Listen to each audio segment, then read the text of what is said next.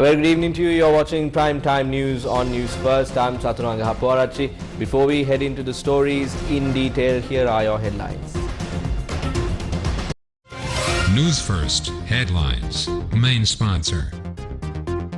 Valuable Finance, best finance company.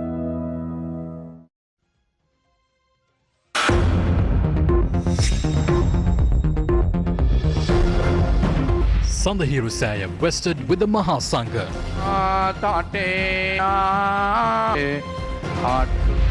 Prime Minister Mahindra Rajapaksa celebrates his birthday. Attends ceremony to release water to the Broadlands Tunnel. Opposition leader Sajith Premadasa in Tanturimale participates in religious activities in line with the Katina Chivara Puja. Was nano nitrogen imported at a higher price? Discussions held at diplomatic levels. Trade unions demand a 10,000 rupee salary increase. Warns of a trade union action from January.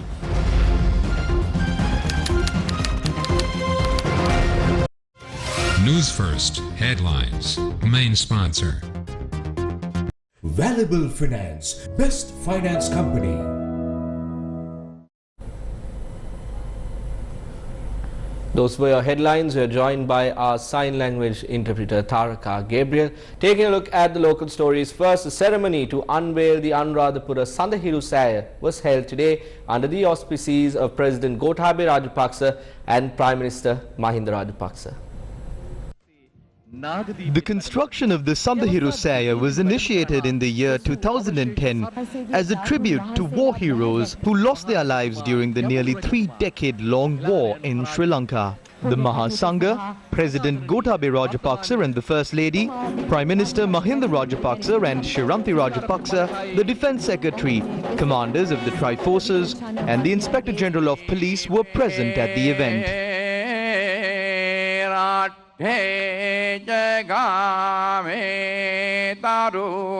Jewelry was offered to the casket holding the sacred relic during the ceremony.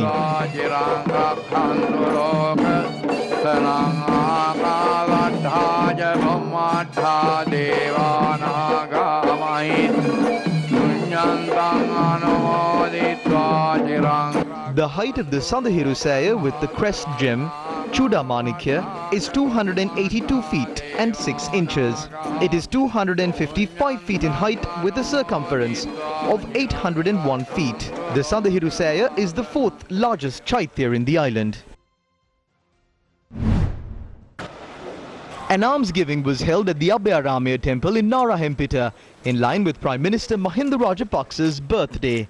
It was organized by the Colombo University's Chancellor, Venerable Muruttetwe Anandathera, who is the chief incumbent of the temple.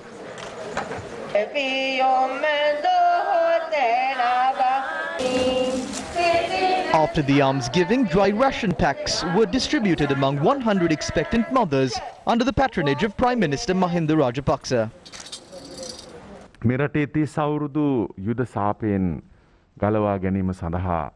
The leadership of Prime Minister Mahindra Rajapaksa and the strength that he provided helped in uniting the country after the curse of a 30-year-long war. While reminding that this is an almsgiving carried out on behalf of my monks and those who love this country, I wish that this birthday turns out to be successful. I also pray for your future years ahead.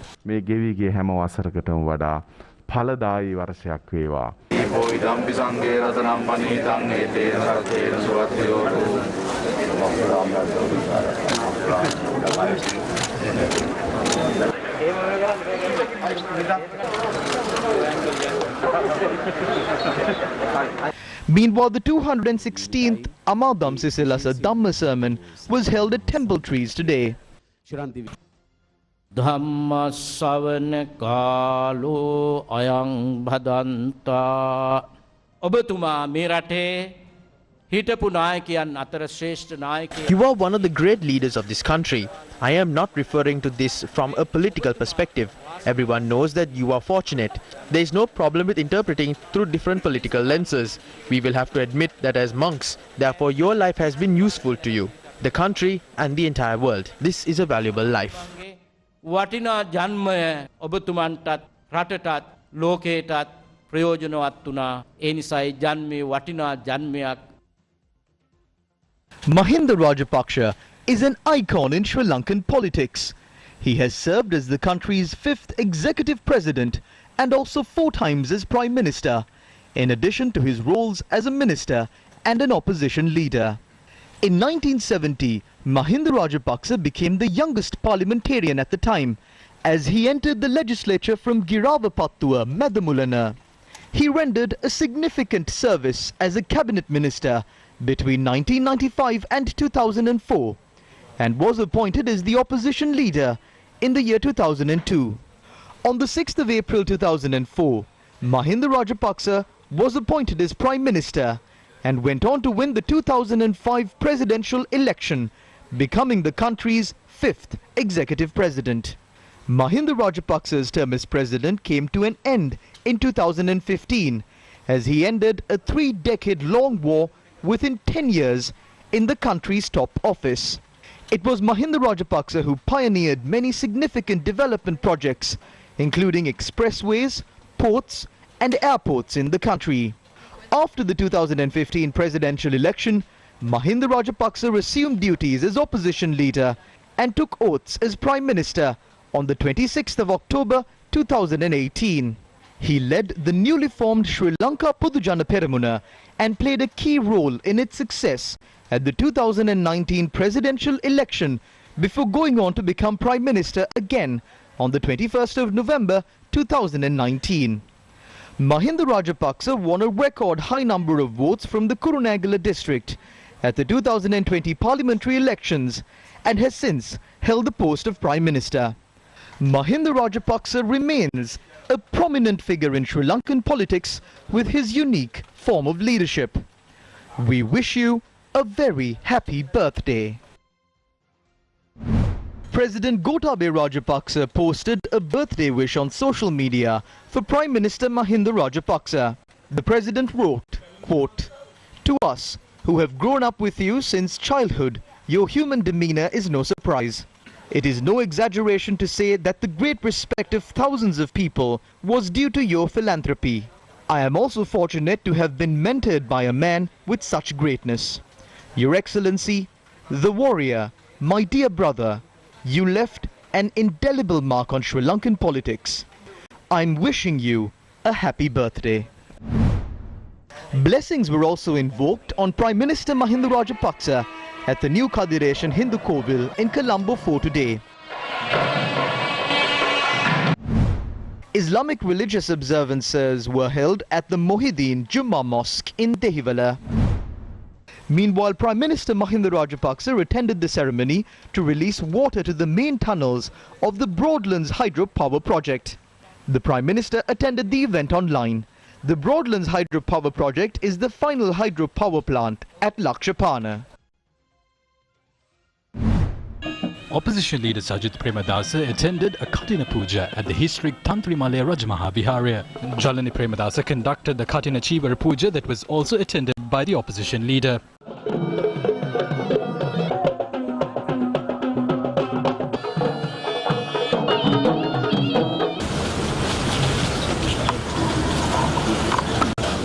A Kanchaka Puja was held afterwards.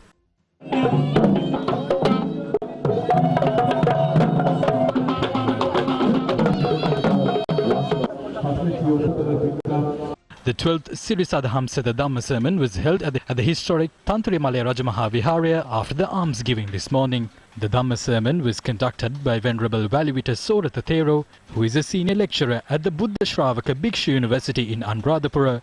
The opposition leader also attended an alms giving program in the afternoon. Computers were distributed among schools in need under a project headed by Jalani Premadasa.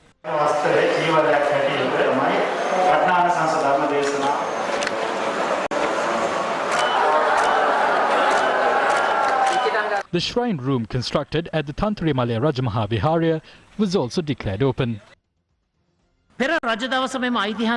Historical evidence suggests that a similar almsgiving was held during the period of the kings. History shows that King Dutugamanu himself had conducted 24 Katina Pujas. We hope to conduct these series of almsgiving to protect the Buddhist religion and the Mahasangha. The shrine room of this blessed land was constructed with the financial contributions of family members. I hope and pray that blessings are invoked on the people of my country to be free from fear and disease and to bring about all prosperity. සමෘද්ධිය උදාවීම පිණිස හේතු වේවායි උතුම් තුනුරුවන්ගේ ආශිර්වාද බලයෙන් ප්‍රාර්ථනා කරමි. An all-night Dhamma sermon was also held yesterday in line with the Katina Puja at the Tantarimale Rajamaha Viharya. It was on an ill full moon Poya day that the first Buddhist missionary exercise of 60 Arhat was launched. The three Jatila brothers also entered the Buddhist order on a day such as today. The passing away of one of Lord Buddha's chief disciples, Sariputta, and the announcement of the future Buddhahood of Maitri Bodhisattva also occurred on ill Poya day. This is the last Poya of the Vassana rainy season. With the end of the ill Poya, the Katina Pinkama also should end. Meanwhile, the 2329th Katina Puja at the ancient Mahindra Rajapaksa Viharya was held last night. The Katina Puja was organized with devotional contributions made by the Ceylon company, a subsidiary of the Capital Maharaja Group. An all-night Dhamma sermon also began last night.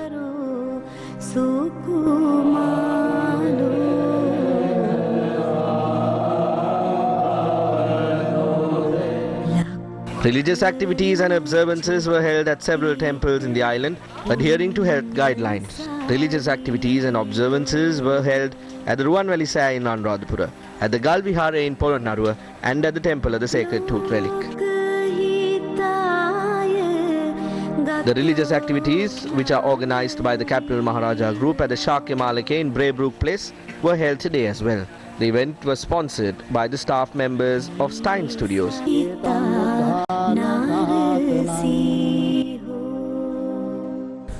Let's cross over to a commercial break. More news on the other side. Do your online shopping with Sambole.lk. Home delivery and pickup now available. Sambole.lk. Valuable Finance, best finance company.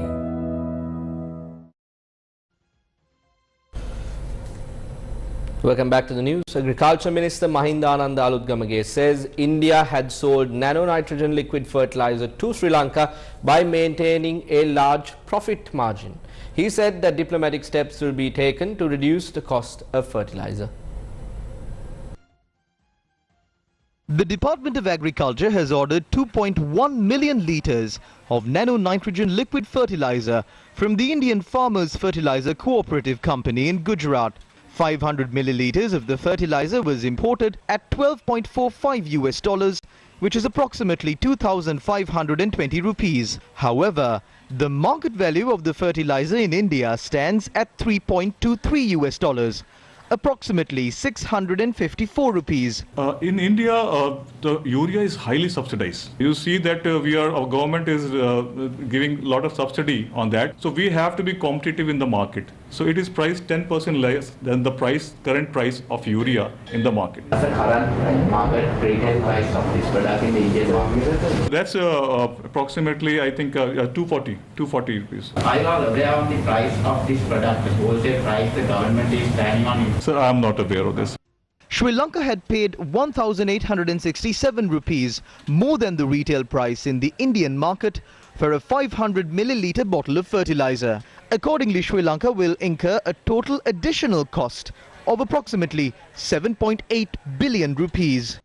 I am the Minister of Agriculture. The Minister of Agriculture is handling this matter. I received this information from the ministry. Following discussions, steps have been taken to reduce the price of fertilizer to $10. We will try to reduce this further in the future. We are also aware that India has sold the fertilizer to us at a large profit margin. We are working with the High Commissioner in India to amend these rates.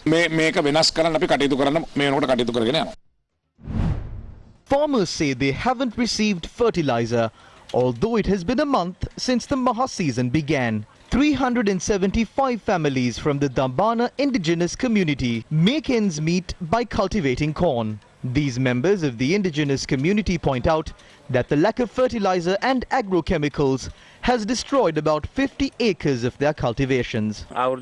We only cultivate one season every year. We don't have money to do even that now. When a sack of fertilizer that was sold at 350 rupees is now sold at 6,500 rupees, how can we afford it? It's been a month and 10 days now and our cultivations are unsuccessful. All of these corn plants have been eaten by the Sena caterpillar. The leaves of these plants have been eaten. No one will pay us any compensation for our losses. We have been cornered like this because we are members of the indigenous community. Farmers point out that although sacks of chemical fertilizer can be purchased at the agrarian centre for 6,500 rupees, they cannot afford it. These are farmers of the Kaudulla settlement. These farmers who delayed sowing their fields until they received sufficient fertilizer began cultivating their fields a month later. They are cultivating only for their personal consumption. We were done with our cultivations by this time during the last few years. We are unsure of what is happening. If they are giving us fertilizer, they should have given it by now. We are not sure if we can get an income through this. State Minister Susil Premajayantha explained the current situation of the country in Parliament yesterday. How many gazettes have been published? We withdrew all gazettes that were published. On what economic principle are we running? Before this is done, we need to discuss this and allow a discourse to be created. If that was done, we wouldn't have to publish gazettes and revoke them. As public representatives, we have to say that the people of this country are in troubled waters. If we visit a village fair, we can learn about the cost of vegetables. These might be losses because of the rains. It could be because of the shortage of fertilizer and pesticides. But there are ministers, officials and research institutes to manage this situation. They must feed the necessary details to the decision makers. I don't want to talk about it any further. We must discuss the cost of living problems of the people. If there are no price controls, production must be increased to reduce the cost of goods. Priority should be given to that. There are some proposals in the budget for that. Those who are waiting to come into power are accusing those in power. They're also accusing those in power based on what has happened in the past. That isn't helpful to the people. What matters is the solution. Assume that I'm an account holder. If I want a loan and if I am in an economic crisis, I will obtain a loan from the bank. There is nothing to be ashamed of that. We must go to the financial institutions and reschedule the debt to give us some breathing space for about 2 years. A broad discourse had arisen recently on fuel supplies in Sri Lanka. The chairman of the Ceylon Petroleum Corporation's storage terminal, Mohammad Uwais, said ships carrying 40,000 metric tons of petrol and diesel each are to arrive from Singapore. He said that the storage facility contains fuel sufficient for a month.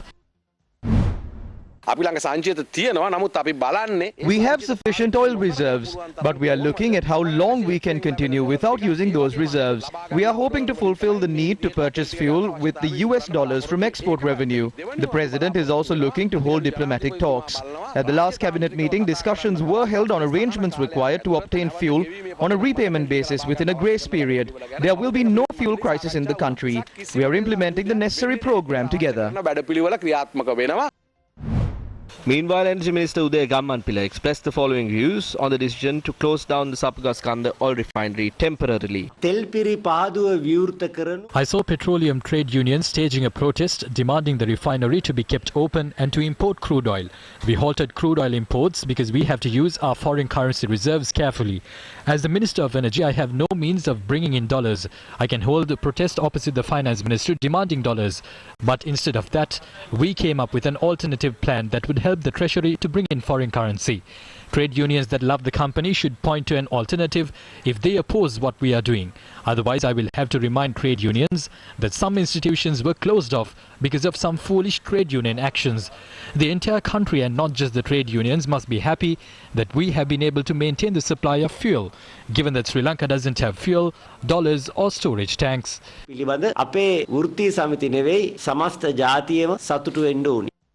Doesn't the oil refinery hold any economic advantage? Usually, we earn about 5 rupees in profit for every litre of crude oil that is refined. Since we reduced the import levy on refined oil, we are earning about 15 rupees in profit. We earn these profits in rupees. But if we directly import petrol and diesel, we will have to spend $93.65 on a barrel. If we import a barrel of crude oil, it would cost $197. This is twice the amount. Therefore, when managing the foreign currency that we have, it is better to import crude oil rather than directly importing petrol or diesel. Dollar කළමනාකරණයේදී බොරතෙල් ආනයනයට වඩා ඍජුව petrol හා diesel ආනයනය කිරීම ලාභ. What will happen to the production of furnace oil required by the thermal power plants and industries as the refinery is shut down? අධික වර්ෂාව නිසා විදුලි බල මණ්ඩලය මේ The Ceylon Electricity Board doesn't ask for furnace oil from us because of heavy rains. We have about 13,500 tons of furnace oil that is at storage facilities without being used. Therefore, saying that there will be power cuts because we have stopped crude oil imports is another lie. කිරීම නතර කිරීමෙන් විදුලි කප්පාදුවක් ඇති වෙනවා කියන එක තවත් බොරුවක් පමණමයි. Isn't the closure of the refinery leading to emergency purchases of fuel leading to irregularities? Some can pocket commissions through crude oil imports. It was on the 29th of September that I said that the refinery would be closed. We are prepared for that. We won't go for emergency fuel purchases. We have already prepared the long-term agreements to purchase petrol and diesel. There won't be a reason for us to go for emergency purchases. දැන්ටම සකස් කරලා ඉවරයි. හදිසි මිලදී ගැනීම වලට යෑමේ අවශ්‍යතාවයක් මතුවෙන්නේ නැහැ. The Sabgaskanda oil refinery produced kerosene required by the fisheries and agriculture industries and also households in the country. The Ceylon Petroleum Corporation's chairman, Sumit Vijayasinghe, said the CPC will supply kerosene without a shortage. However, people in many areas were affected as there was no kerosene at filling stations. The gas shortage has also created a demand for kerosene in the market.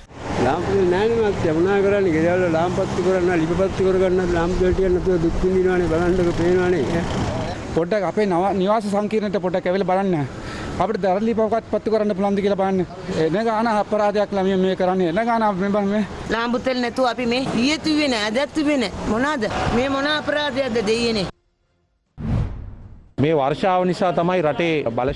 power crisis in the country is under control because of the heavy showers.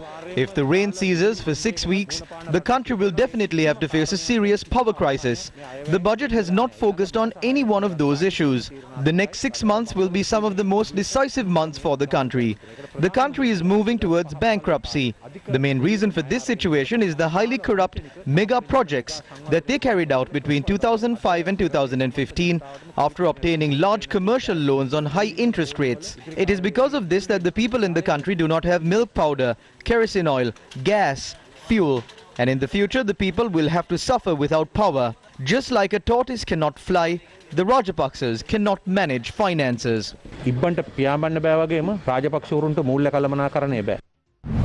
The National Trade Union Centre has warned that they will launch a trade union action if their salaries are not increased by 10,000 rupees. The cost of living in the country is high, so we requested them to increase salaries by 10,000 rupees.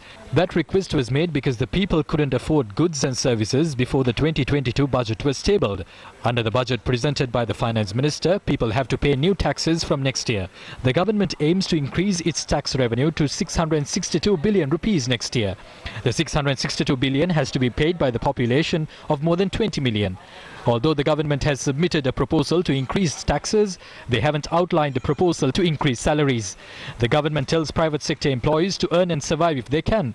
When the new taxes come into effect next year, we are requesting them to increase salaries not just by 10,000 rupees, but instead by 20,000 rupees. Otherwise, the people won't be able to survive. We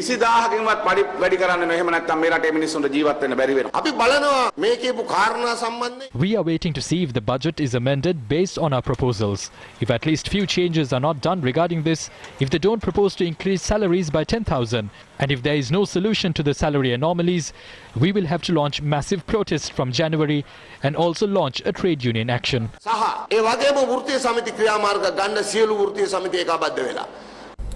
A report has highlighted that Sri Lanka's ICT industry can generate $1.8 billion in revenue by next year. Global real estate consultancy firm Jones Lang LaSalle and the Information and Communication Technology Agency of Sri Lanka have published a report on Sri Lanka's IT industry. The report, titled Sri Lanka, Asia's next ITES destination, predicts that Sri Lanka can earn $1.8 billion in revenue from the IT industry by next year. It says that the industry can generate $3 billion in 2024 through export revenue, entrepreneurship, innovation and digital adoption. This is expected to create over 300,000 direct jobs and enabling 1,000 startups in the country. The report says Sri Lanka's rank on the e-Government Development Index has increased to 85th from 94th in 2018.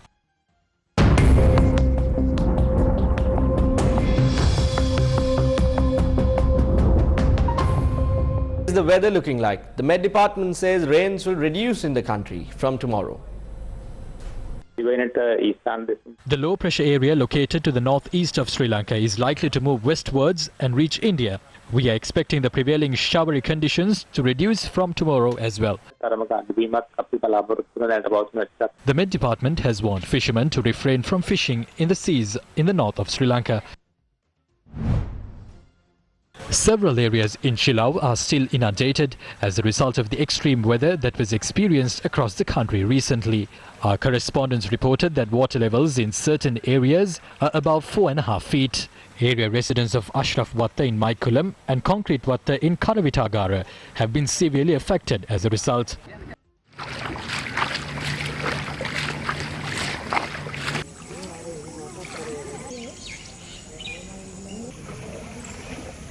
මේ ජීවිතේ නම් දැන් එපා වෙලා තියෙන්නේ. දැන් සති දෙකක් විතර දැන් ඉතින් මේ ගමම විතරයි මේ දුක විඳින්නේ. දැන් ඉතින් අපිට කිසිම දෙයක් නැහැ. අපි වතුර බලේ ඉන්න ඕන. හරියට මෙහිණක් උඩට. තාමත් ගෙවල් ඇතුලේ වතුර. මේ කරගන්න දෙයක් නැහැ. ගෙවල් වල ඉන්න විදිහක් නැහැ. මේ ළමයි තියාගෙන පොඩි. අපිට යන්න තැනකුත් නැහැ. මේකෙන් තමයි ඉන්නේ. කකුලේම තුවාල වෙලා ගෙඩි දාලා. ඒකයි බයිස්කලේ යන්නේ. ඒත් බයිස්කලෙත් එන අමාරුවෙන් යන්නේ. Between 17 and 50 families residing in Concrete Watta in Karavitagara were displaced as a result of the extreme weather. They have been seeking shelter at a community hall in the area for the past 12 days. ළමයෙකුට ඉස්කෝලේ යන්නේ නැහැ ළමයෙකුට පොතක් පතක් තියාගන්න දිහන්නේ නැහැ ඔක්කොම වතුරට යට වෙලා පාර්කින්වත් අපිට යන්න ඉන්න බෑ ටොයිලට් එකම උතුරලා තියෙන පැත්තේ කට්ටිය ගියට වෙච්ච අපිට ඉතින් කන්න බොන්නවත් හොයාගන්න ඇත්තටම අපහසුයි. A post-mortem examination of a suspect who committed suicide in police custody was conducted at the Ambilipitia hospital today. The judicial medical officer has recommended for the suspect's blood samples to be sent to the government analyst for further tests. Dr. K.R. Munasinghe, the judicial medical officer of the Ambilipitia hospital, conducted a post-mortem examination on the deceased today. The Panamure police had arrested the suspect on Tuesday night. Friends and relatives of the suspect and area residents staged a protest opposite the Panamure police station. They said that the death is shrouded in mystery. A tense situation then arose near the police station. The discussion on poaching of wild elephant calves came to the limelight with reports coming in on the discovery of an elephant calf that was bound inside the Udawalawe National Park. Although this elephant calf was rescued, there are now reports surfacing of another missing elephant calf at the reserve. An elephant calf bound to a tree in Pansalkanda Panahaduwa in the Udawalawe National Park was discovered on the 10th of this month. The calf was discovered during a raid carried out by the army and wildlife officials. The rescued elephant calf was identified as Kalana, a calf who had been released to the reserve from the Udawalawe Elephant Orphanage. A GPS collar that monitors the whereabouts of elephants was also found in close proximity to the location where the elephant calf was bound. According to wildlife officials, the elephant calf Kalana did not have a GPS collar on at the time he was released to the wild. Then who does the collar belong to? As far as we know, this collar was not damaged and was found on a tree. Either the elephant should have been wearing the collar or the elephant must be missing. With the discovery of this collar, we are left to wonder if another elephant was captured here. If so, why did they leave the collar behind? According to the information we received, there was an elephant named Vibhishana. It was an elephant released to the wild from an elephant orphanage. Is this Vibhishana's collar or was it some other elephant? We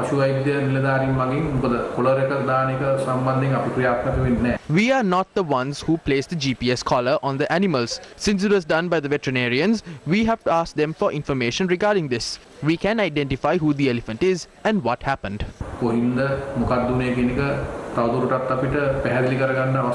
However, the poachers responsible for capturing these elephant calves have not yet been identified. Shouldn't the authorities focus their attention on nabbing the perpetrators responsible for poaching these wild elephants? The Centre for Environmental Justice has requested for a presidential commission to investigate the cause of the fire on the Express Pearl ship. The ship carrying chemicals and plastic pellets caught fire in Sri Lankan waters in May. In a letter to the President, the Centre for Environmental Justice said contaminants from the Express Pearl ship continue to affect Sri Lanka's beaches. It added that there are several anomalies in assessing the extent of damages and the inaction of state agencies in implementing their duties. The environmental body cited several reasons to appoint a presidential commission to investigate the incident. This includes investigating whether the authorities were aware of the unworthiness of the ship before it was permitted to enter Sri Lankan waters, the liability of different parties in preventing and minimizing the damage, the inactions and the failures of the state agencies in implementing their duties, the adequacy of the response mechanism available in Sri Lanka to address disasters of this nature, to identify the gaps in the law and policies to prevent the polluters getting away by paying minimal compensation, to ascertain the reasons for the delay in finalizing the damages caused to the environment and the livelihoods of fishermen. Director General of Health Services Dr. Asela Gunawardena commented on the COVID-19 situation in the country and the reopening of schools. This is during a media briefing held today. The Secretary to the Ministry of Education has made arrangements to resume academic activities for grades 6 to 9 from Monday. The relevant health guidelines have been issued. If your children are showing symptoms of the virus, please refrain from sending them to school. Children between the ages of 16 and 19 are being given the vaccine as well. By today, over 1 million people have been vaccinated against the virus. We have also begun offering the booster shot to those above 60 years in some areas. We will start administering it across the country by next week. Around 700 to 800 cases are being reported daily. The daily death toll varies between 15 and 22. As Dr. Asela mentioned, Sri Lanka began administering COVID-19 booster vaccines yesterday. News First Hassan Shasuli brings you a detailed report on how the process will take place. Authorities began administering COVID-19 booster shot in certain districts of Sri Lanka from yesterday. As far as what officials have said so far, booster shots will be given to those above the age of 60. However, will authorities decide to offer booster vaccines for those below the age of 60 as well? News First decided to find out and also inquire into how the process of administering booster vaccines is taking place so far. Based on the recommendations of the Advisory Committee on Communicable Diseases, the booster shot will be given to a person above the age of 60 who has obtained both doses of any brand of the vaccine 6 months after the second dose. The booster dose is being given only in certain districts. We have begun offering it in the western and southern provinces and in the Anuradhapura and Ampara districts. We will expand it to other districts. How will eligible recipients be informed to receive the booster shot? The medical officer of health in your area will inform you about the date and place at which you can get the booster. It may be from a public announcement or through field offices. If it is in Colombo, we will even inform it through an SMS.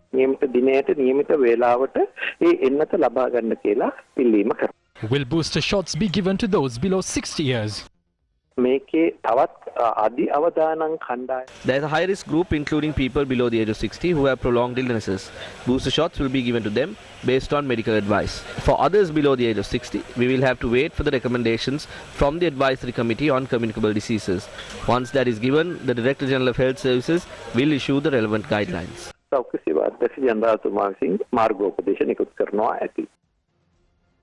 But that's all the news we have for you this evening. I've been Chaturanga Hapwarachi with our sign language interpreter Taraka Gabriel. Thank you very much for watching. Have a safe and good night.